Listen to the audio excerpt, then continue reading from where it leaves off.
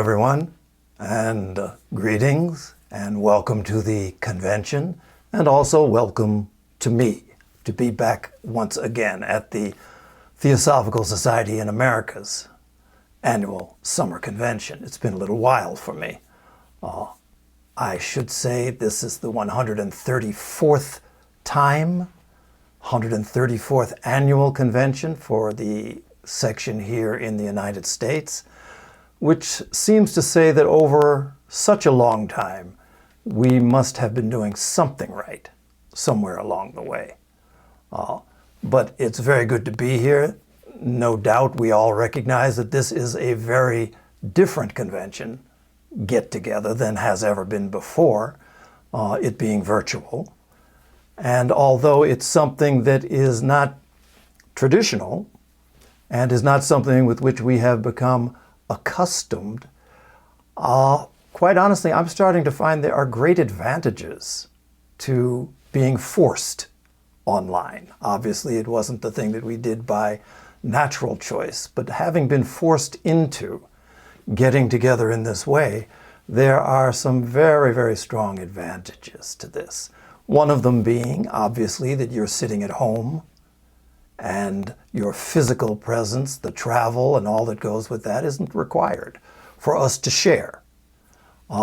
As we go along, we'll be able to refine matters so that we can share and feel that the actual communication is of a high level, even though we do necessarily lose something of the social aspect.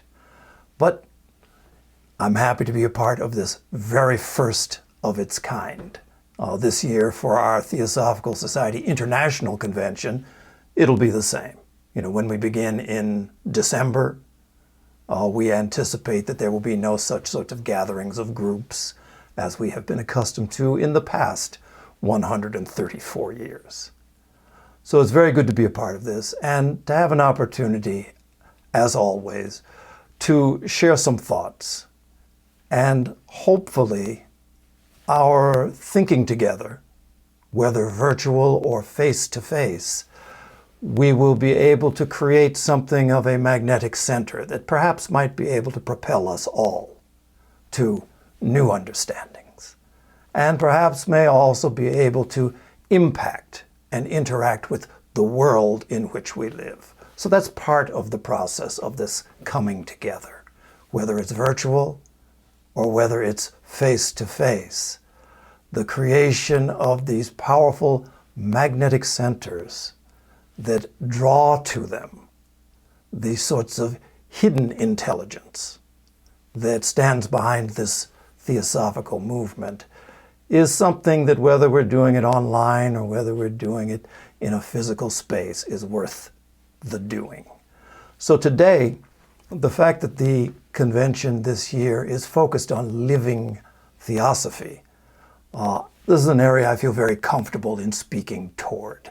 So the idea of the cultivation and the application of certain inner guidelines or certain inner wisdom that we have the ability to access is something that is of paramount importance, particularly in times such as the ones we're living in now. So all of us, any one of us who finds himself attracted to and legitimately engaged in what we might call a spiritual path, it's something that is inevitably the result of questions that have arisen within us. Very often these questions may have lain dormant for years, perhaps even for lifetimes, but there comes a time in every life where we start to feel as though deeper answers are needed, which also means that deeper questions must arise from within us. So this is something of the process that we find ourselves engaged with now. Obviously, when we speak about questions and asking questions, I always find myself going back to this beautiful quote, which probably many people are familiar with, from the poet, mystical poet, Rainer Maria Rilke. And we're quite familiar with this idea that we must live the questions. Questions are not about, questions at the level we're speaking of, are not matters of information. It's something more. And from his way of putting it, live the questions is what we're familiar with, but it comes from a much more expansive response that he gave to another young poet. And I'd just like to share that just briefly because it puts into perspective the sort of questioning and the sort of inquiry that is beyond just a mental or an intellectual exercise. So here's what Rilke said in his letter to a young poet. He said, "Be patient toward all that is unsolved in your heart, and try to love the questions themselves, like locked rooms and like books that are written in a very foreign tongue. Do not now seek the answers, which cannot be given to you because you would not be able to live them. And the point is to live everything. Live the questions now. Perhaps you will then gradually, without noticing it, live along some distant day into the answer." To me, that's beautiful. Really, it speaks about the nature of a type of questioning that's not about just receipt of information, but is really more involved with the process of unfoldment. That as we ask the deep questions, as we live with the questions, the answers inevitably appear. Perhaps not on our schedule, but it's the process that makes the realization, the revelation of these deeper layers of being possible. So the nature of the questions that we ask will be determined by our particular degree of unfoldment. We're all probably familiar with in the Bible, St. Paul talks about, when I was a child, I spoke as a child.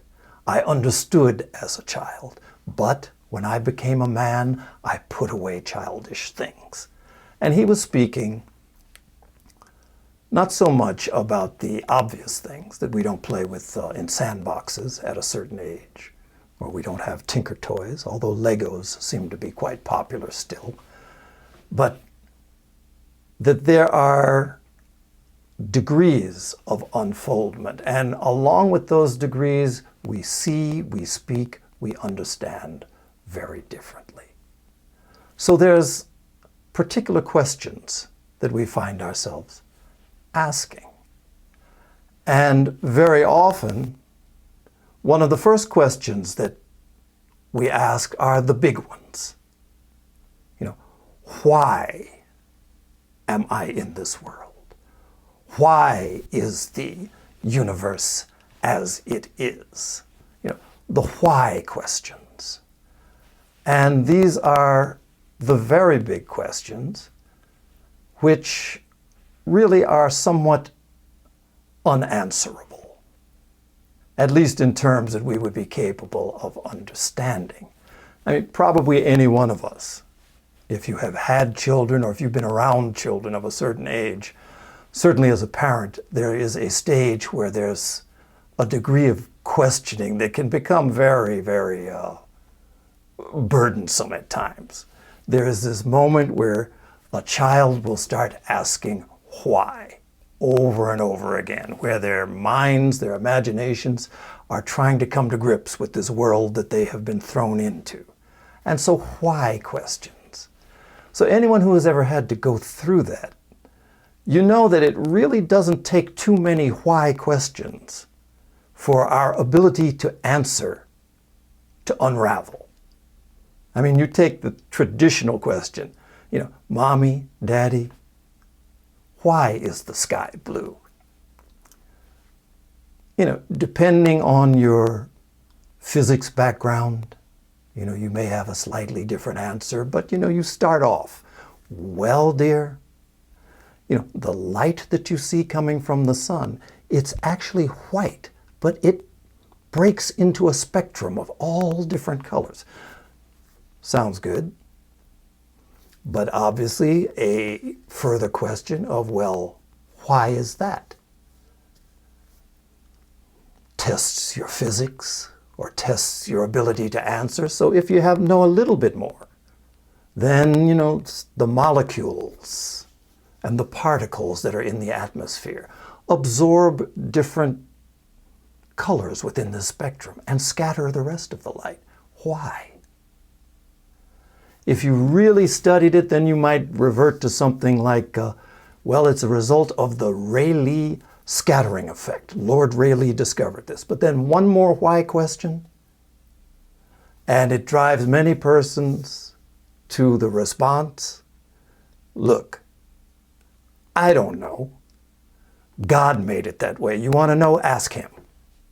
Or some other sort of frustrated response. But why is a high order of question, because it's something that points our attention in a certain direction, but ultimately it's unanswerable in what we would normally think of as satisfying sorts of terms.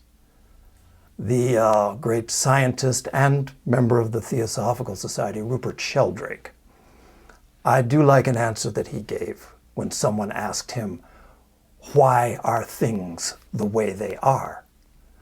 And his response, which, it can sound clever, but it's true. Things are the way they are because they were the way they were.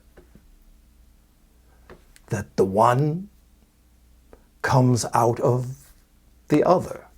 And so it's a correct answer, maybe not satisfying, but also it's something that speaks to the nature of our role in this world. Things are as they are, but any sort of shift in that status necessarily leads us to a new and different possibility. So in terms of questions that we ask, why? It's a beautiful question, but it's also one that is not actionable. It's not something that we can necessarily translate into behaviors or practices that can affect our consciousness. So the other order of questions, the who, what, when, where, how questions, beginning with, who am I? Who am I? I mean, obviously, if we didn't have some sense of identity, it would be very difficult to function in this world. But are those identities that we adopt, that we have been assigned, are they correct? Is that, in fact, who we are? So some degree of examination of that starts to have an effect on us and starts to drive us perhaps ever more deeply into other levels of questioning. Who am I? What is the nature of my current condition? Why? I mean, how, not why, but how is it that I feel limitations? How is it that I feel fears? What is the nature of the fears that I feel? Those sorts of things are questions that we can examine and that lead us into actions, practices that we can cultivate and apply. And ultimately, the questions of how do I address this, whatever it is, this sense of limitation, this feeling that I am not somehow not free, this feeling of confinement, this feeling that there are latent things within me that have yet to be expressed. How do I interact with that? So these are other levels of question that necessarily become a part of our process. And ultimately, for anyone who goes along this line to any depth, again, we start to find that the answers that we are looking for aren't found at the surface. And ultimately, this is something that drives us in the direction, drives us into this whole field that is spoken of as the ageless wisdom. Theosophy, divine wisdom, ageless wisdom, even ancient wisdom. Although ancient wisdom is not the equivalent of ageless. Ancient wisdom is something that has appeared in a time and place, has a particular form, spoke to a particular culture. It's been expressed. It is an aspect of an ageless root that appears in every civilization, in every culture. But this ageless wisdom, we start to find that it's something that is the area, is where we find answers, where we find the possibility of answers. So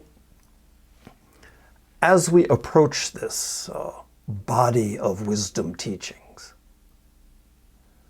we start to find that there are certain very profound ideas. It begins as an idea. It begins as a concept that speaks to us because in some way it seems to touch upon things that we recognize as true within us. Perhaps it's never been articulated, but very, very powerful ideas that can then become experiences are embodied in this whole thing that we call the ageless wisdom. Certain principles. Probably most important among them all, the idea of oneness or unity, that the possibility of separation only exists in our imagination.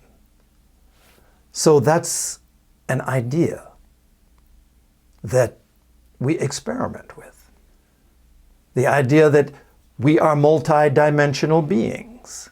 It's easy to express, but as we question that and as we go deeper, we start to explore these various dimensions of our being. In theosophical terms, we're fond of thinking in terms of 7 different dimensions of being.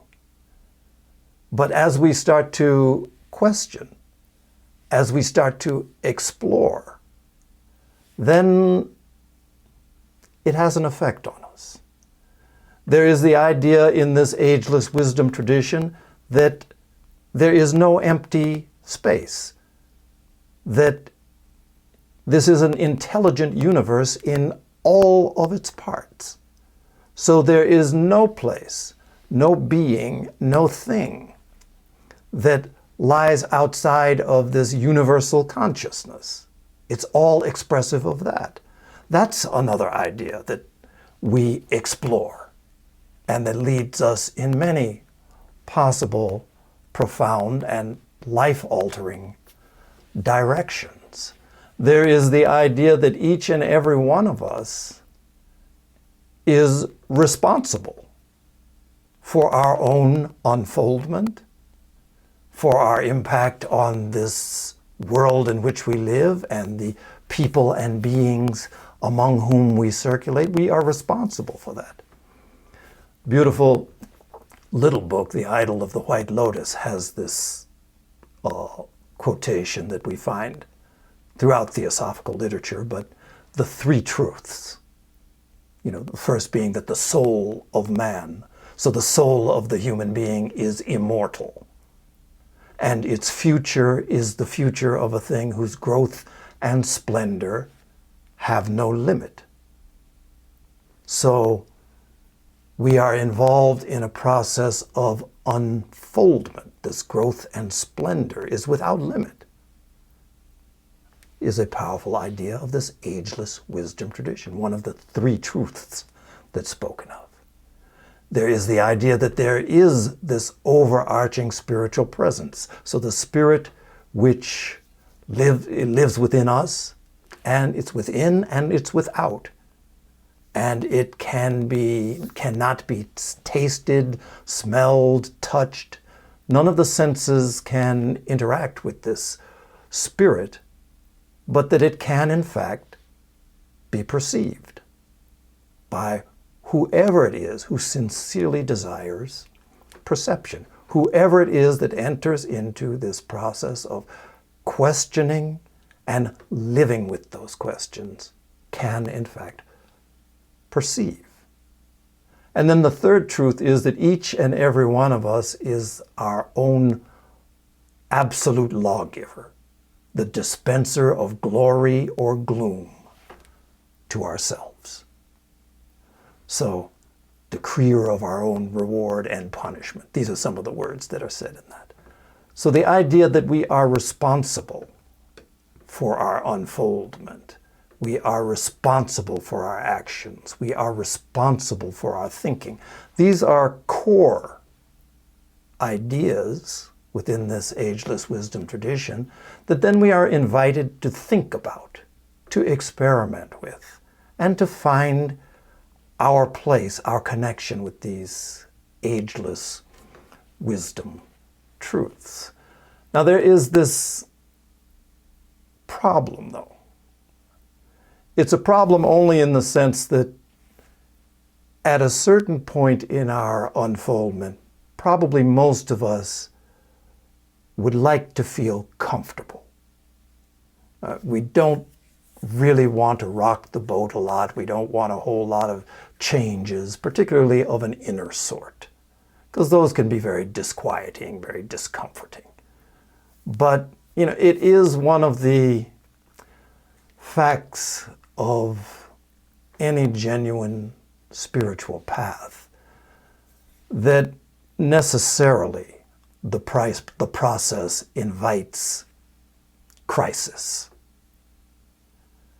The idea of stripping away, cherished sorts of separative identities is often not a comfortable one.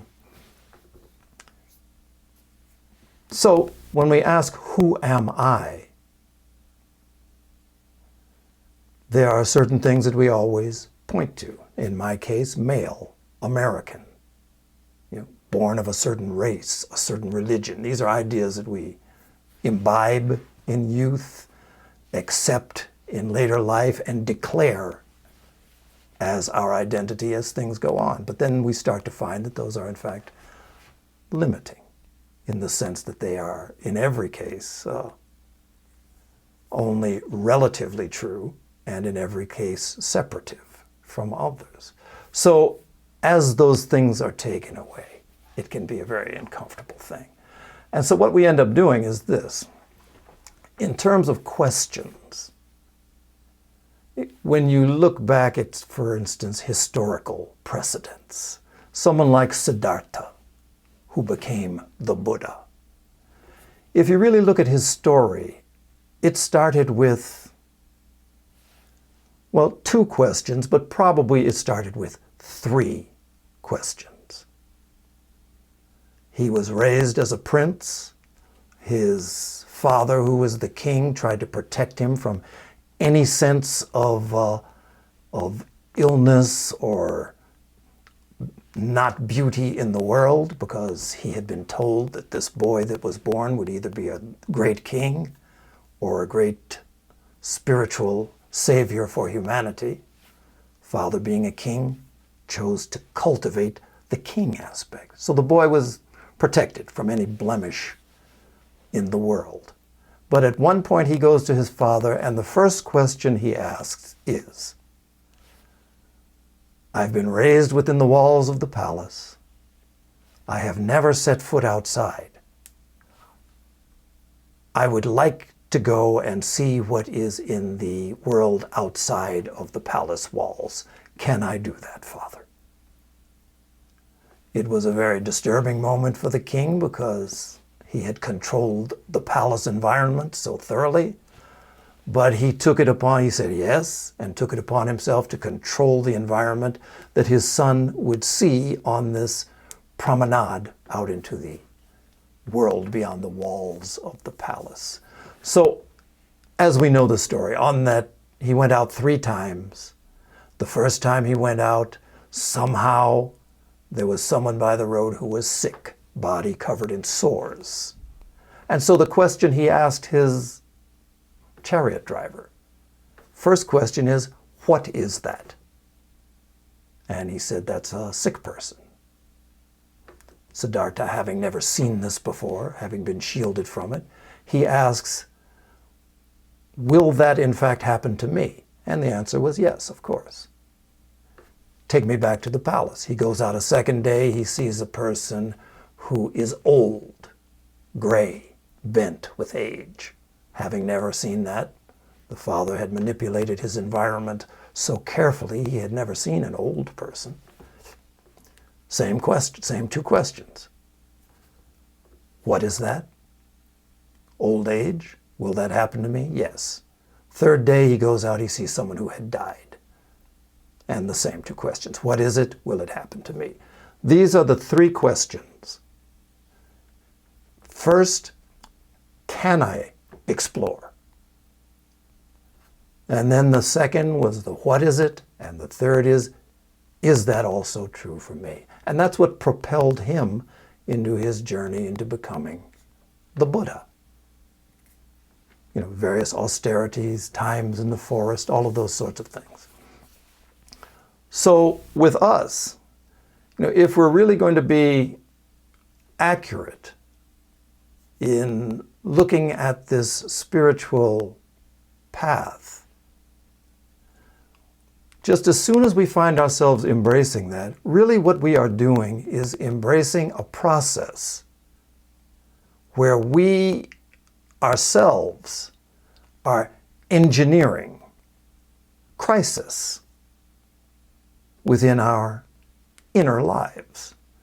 Obviously, no matter whether you're involved in a spiritual path or not, crisis is unavoidable just by virtue of the fact of birth.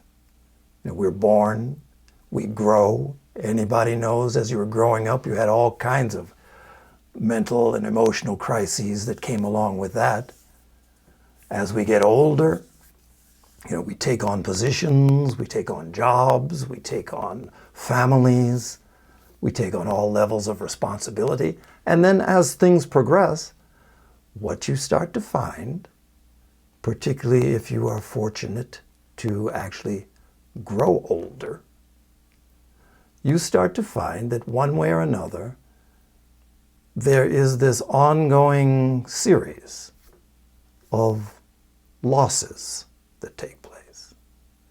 One thing after another gets taken away. It's your hair color, or it's your hair goes away. Teeth go away.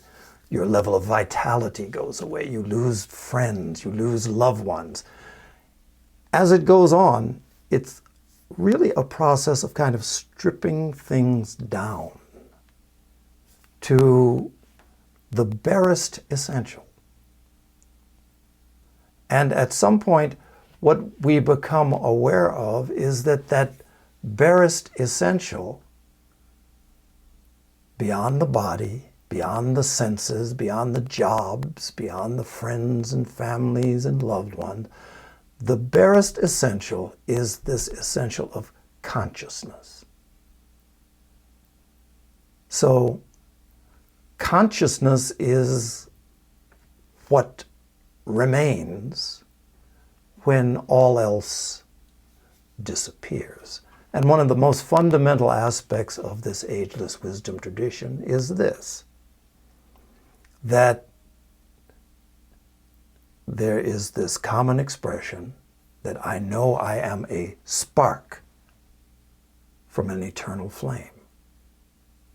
So the idea that we are identical in nature to the universal consciousness from which we have appeared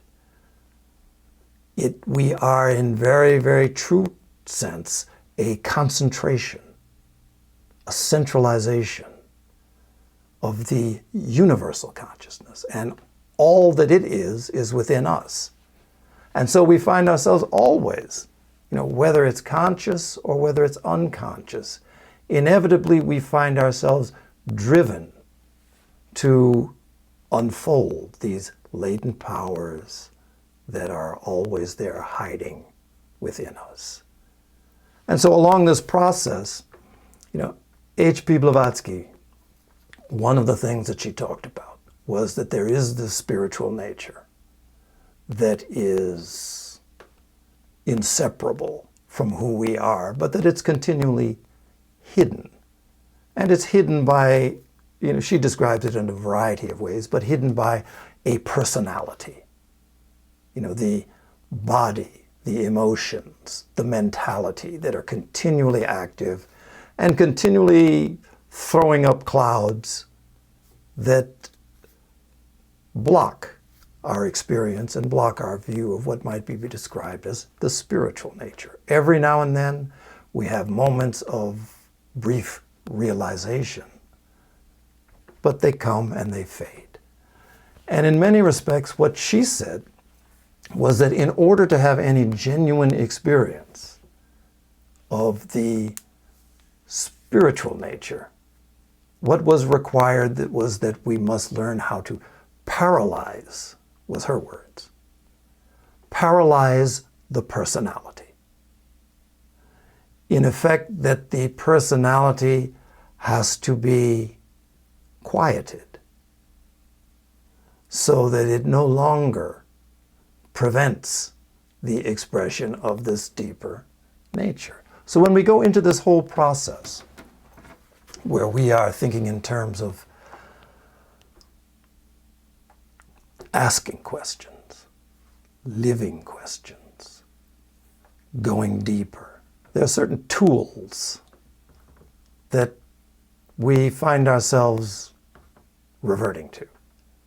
The tools for the spiritual life, you could think in terms of meditation, prayer, mantra, fasting, study, retreat, or what we have a little bit too much of nowadays, isolation. I think everybody's had about enough of that for a while. But as a spiritual tool, it's one of those things that is very, very valuable. So right now, we find ourselves in a very unusual and specific moment. Just in terms of the things that we find going on in the world around us today, I think for many people, we're viewing it as something of a shifting, a time of shifting, a time of certainly of crisis, and a great deal of discomfort for many, many people.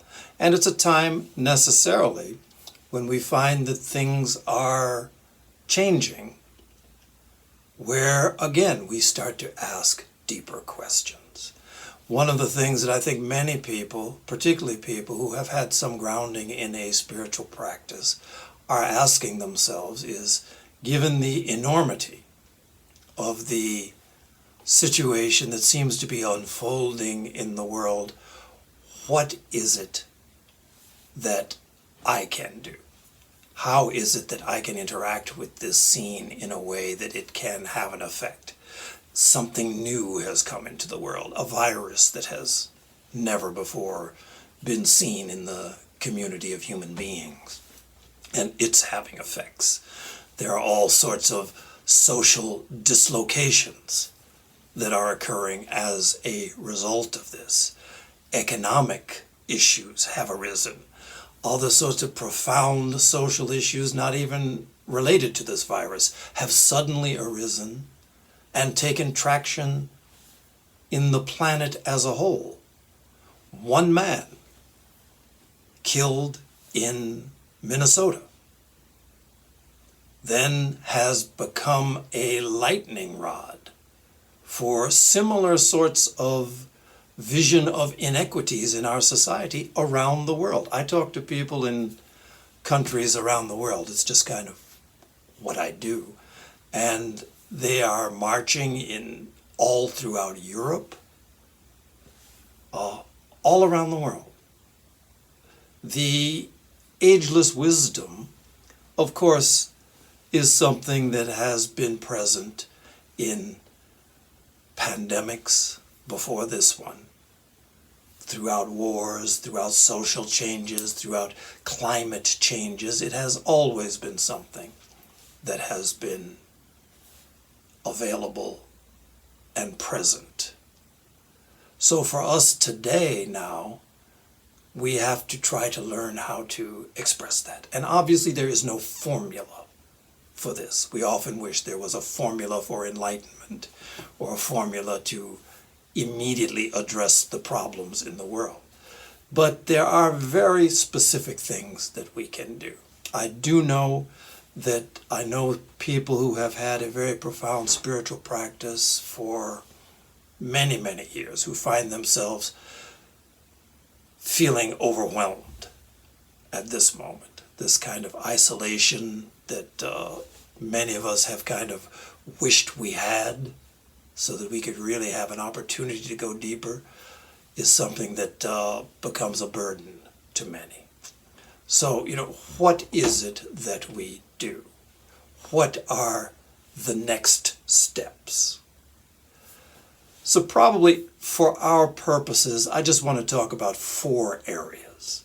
And these are things that are not specific to this moment, but they are things that really apply across every sort of, not only crisis, but through every moment that we find ourselves engaging with the world.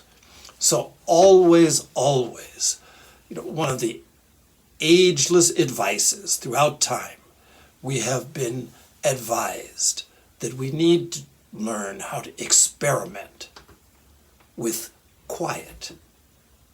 We speak in terms of meditation practice very often, but to learn to experience and to extend what we would call times of quiet on a regular basis is something that is very, very valuable for this particular moment.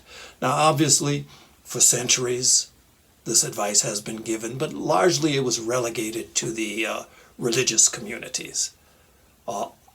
In recent years, the level of scientific study of the qualities and the effects of meditation practice have been studied quite intensively. And so now it's one of those things where from a scientific point of view, the value of meditation practice or even relaxation practice is unassailable. Immune system strengthened, stress reduction, actual changes and modifications of the brain's structure in very positive ways, a whole list of effects that can be realized just through this practice of a regular attempt at quieting the mind. I'm quite surprised. For many, many years, obviously meditation has been something that has been espoused in many quarters. The Theosophical Society, of course, throughout its history has, tried to educate about the benefits. Now, I was looking the other day, and in the New York Times, there was a section on the best apps for you to meditate. Because now there are apps for your iPhone, for your smartphone, for your computer, that deal specifically with meditation, and they are hugely growing in popularity. I have a very good friend who for years wanted to try to meditate. We would talk about it, we would work on it, but then he'd go home. And the regularity of it, he could never quite get it until he found his app. I think it's called Balance. But these are very positive things that actually lead people in terms of meditation practice. Meditation in and of itself is something quite deeper, different from just the practice. But the beginning to become quiet, introduces us to deepening levels of our own being. From quiet, there is the possibility of a genuine stillness, where all else falls away except that one focus of our meditation practice moment. And then there's also the actual possibility of a real silence, where everything related to the mind, to ourselves, disappears, and we find ourselves at that moment actually experiencing genuine meditation, which of course goes beyond the biological effects of meditation practice. Those are there. But it's a much deeper level of realization, deeper level of power that can then flow through us and into this world. So this is something that is of constant value during any time, shifting times, crisis times, times of complete peace and contentment. Regular experimentation with quiet. So that's very, very important. One of the other things that is also true is that anyone who has moved into something they would call as a spiritual practice or a spiritual path, it can be kind of stressful. I mean, we've spoken about the way that we are engineering crisis in our inner lives by this whole practice. So we have to be able to develop ways to ground ourselves, to connect ourselves in ways where we are not overwhelmed and the mind is not overwhelmed. The great spiritual saint Nagarjuna, although he was speaking about mantra in particular, he made the statement that without the discipline of protecting the mind, of what use are all other disciplines? So unless we can ground ourselves in ways that the stresses and the strains of normal life and of the inner life don't overwhelm us, then everything else we do is for naught. So we have to learn how to do that. H.P. Blavatsky was asked on one occasion, what is it that is most important for the study of theosophy? So really it could be rephrased, what is it that is most important for this deepening of the spiritual life? And she gave a very interesting response, because she said, in effect, that there are three senses that are required. So she said, what is required is number one, common sense. Number two, sense of humor. And number three, more common sense. So it's an answer that seems, again, so many of these answers can seem cute, can seem clever, but common sense is sometimes in very short supply, and I think it's a very underrated quality, because the sense of that which is common, that which is shared, the clear focus on the nature of relationships at the human level is something that really is at the level we could call ordinary. It is a reflection of a much deeper capacity of intuition, buddhi, that perceives relationships, perceives the nature in which all things work together. Common sense is that quality when applied to just what we would speak of as normal human relationships. So this is something that is very important. And it's often in very short supply, particularly when we think about people who embrace a spiritual path. The possibility for imbalance is enormous in this world. So we have to be able to ground ourselves. And we do so through exercising common sense. Sense of humor. I mean, obviously we find very often people who, if someone's not, if someone is smiling and they're supposedly involved with the spiritual practice, many people feel as if it's something that needs to be dismissed. They can't be serious.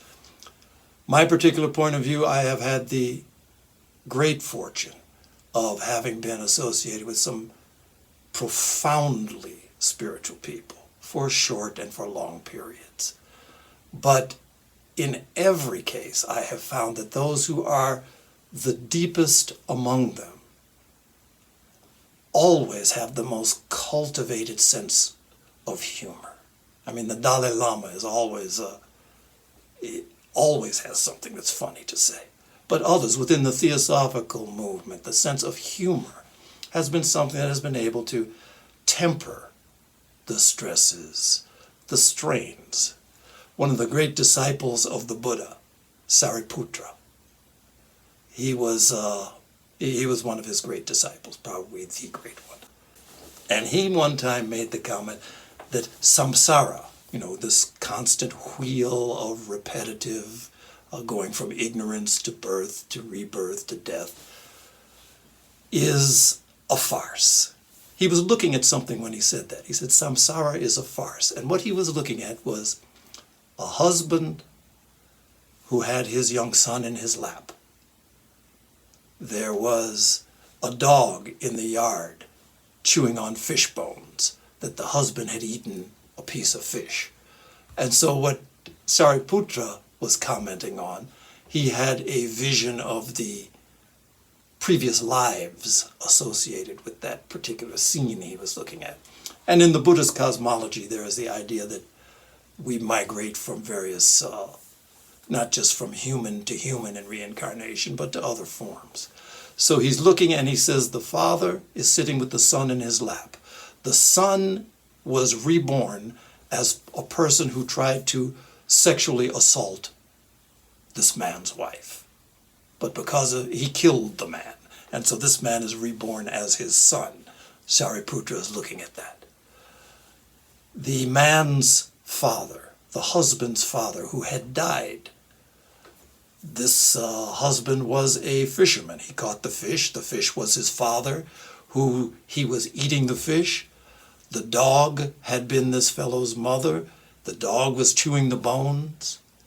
The man kicked the dog. And so Sariputra, looking at this whole scene, samsara is a farce. So whether or not we buy into this whole cosmology, perhaps, certainly, many of us see it differently, this process of reincarnation. But the idea being that humor, this perception of the incongruity between what we have accepted as real and what we have accepted as ourself and what is real, if we can't see that from time to time and be able to laugh at that, then we're subject to all sorts of kind of problems along the way. So common sense, sense of humor, and more common sense ground us, make it possible for us to live in this world of amazing contradictions. The third thing that I would talk about is that within each and every one of us, there is this capacity to heal, not just heal ourselves, and not even just to focus on the healing of others. Healing, by definition, means wholeness, to be whole. So when we are involved in a process of healing, we are involved in a process of the restoration of wholeness.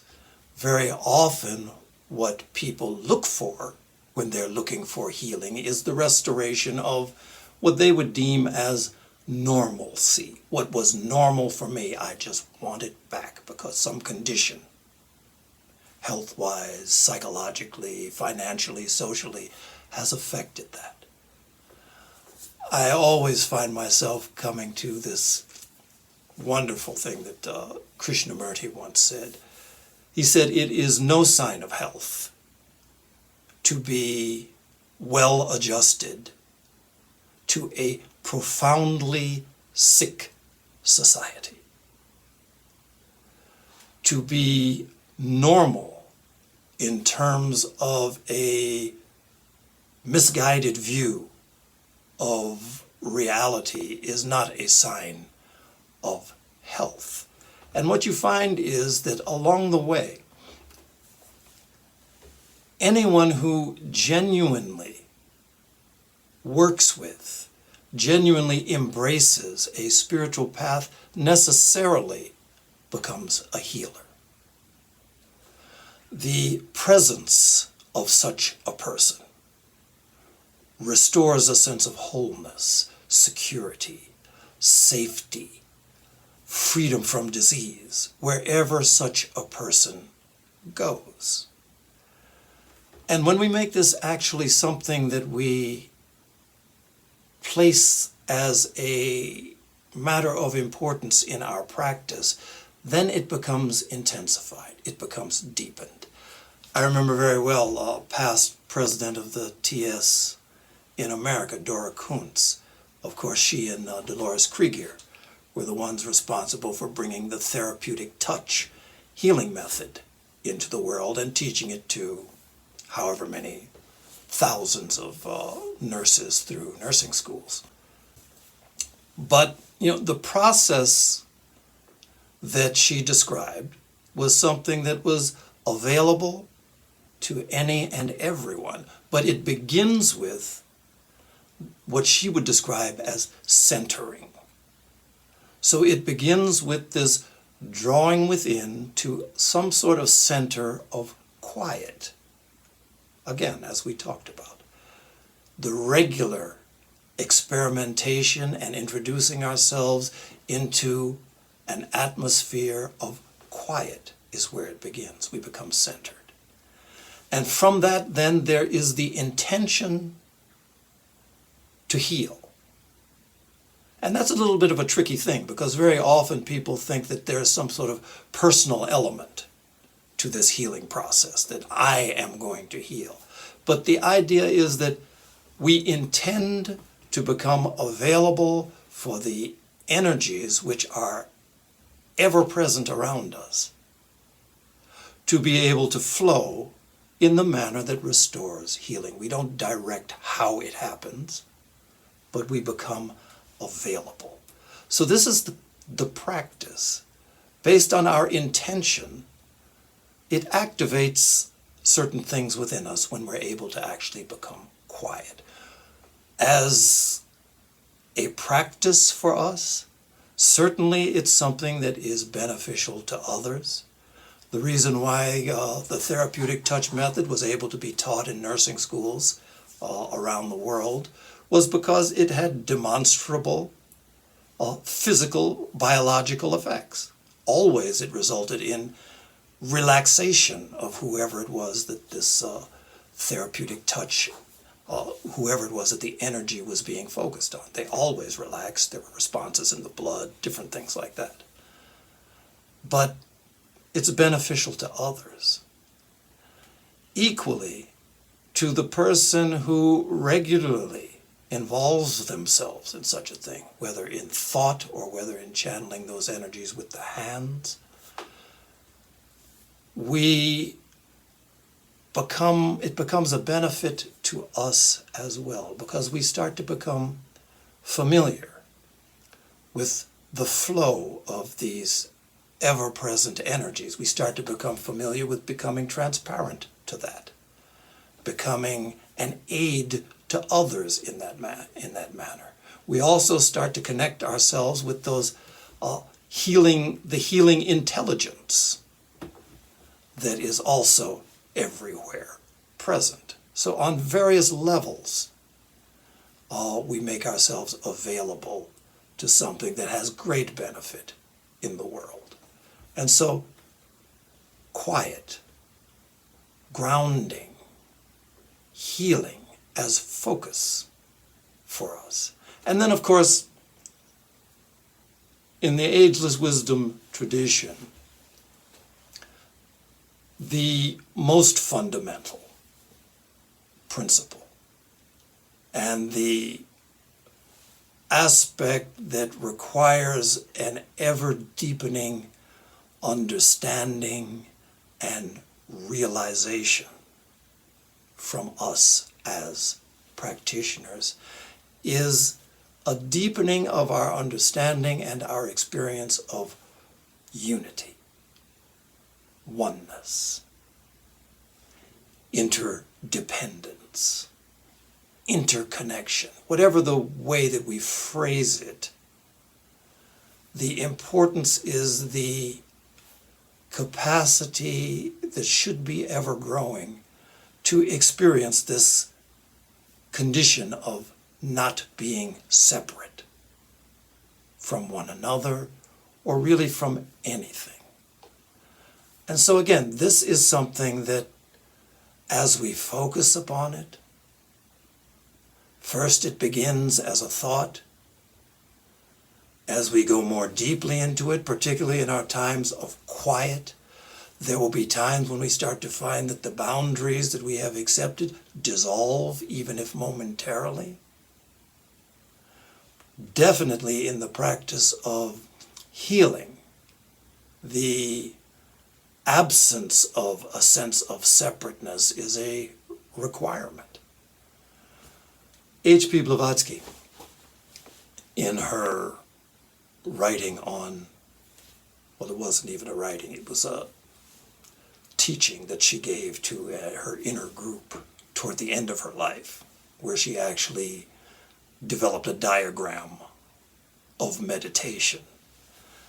And the very first thing she talks about, the number one thing she says is first conceive of unity before any of the other things that are to follow. First, we are to make this effort to conceive of unity. Obviously, unity is beyond conception, but to reach for something which perhaps we're not able to fully grasp. First, conceive of unity by expansion in space. This is kind of a technical advice. To try to embrace by an ever and necessarily unending expansion into a limitless space. That gives us some conception of unity and infinite in time. So unity is the basis of all strength. Unity is the basis of all connection. Unity is the basis of all power and all understanding. So to deepen, to ever hold before ourselves the ideal of union is probably the most important aspect. In the world today, right now we're witnessing a certain turmoil. The hope is that we will move out of such tumultuous moments, but the sort of groundwork that we have been laying as a human family for this moment, there are still other shoes that are waiting to drop. We know this. I mean, the climate aspect of it hasn't even really been heard of in this particular moment that we are experiencing. So the ageless advice for any sort of moving, shifting time are these. And so I would encourage that. As in many senses in Buddhism, they talk about taking refuge. Some people would say that what you're doing is you're trying to find a safe place in a storm. But refuge really means that I will rely upon certain profound truths. Truths that are experienced in the quiet and the stillness and the silence that we invite through our practice. Truths that are observed in the world and translated as common sense, laughed about because it really is. It's funny whether you believe it or not. And most of what we think of as so important really does not matter. The truth of healing, the fact that this is an affirmation of the connections, the indissoluble connections that we all share. And fundamentally, that truth of oneness, unity, in the early days of the Theosophical Society, expressed as universal brotherhood in that particular language.